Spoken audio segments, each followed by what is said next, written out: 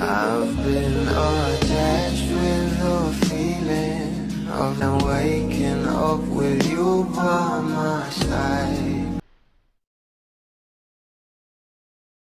Go, pansin na nga guys ang post ni Tito A sa kanya social media account na kung saan na-spotted nga rito itong ating Bel Mariano.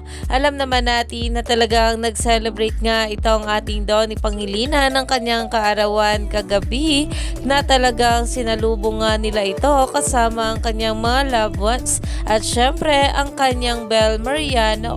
At narito na nga guys ang pag-uusapan natin ang post nga ni Tito A sa kanya social media account na kung saan ay talagang nandyan nga itong ating Bel Mariano. At syempre nasa harapan nga ito ni Tito A habang nakaupo nga ito sa lamesa. At narito pa nga guys ang caption dito: laging nandito para sa'yo at sa tropa mo Donato.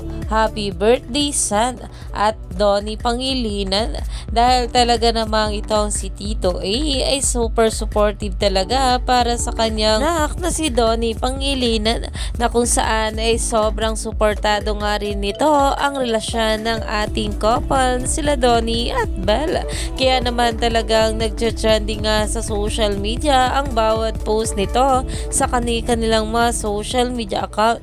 Kaya naman marami pa nga talaga tayong dapat abangan sa ating couple ngayong araw.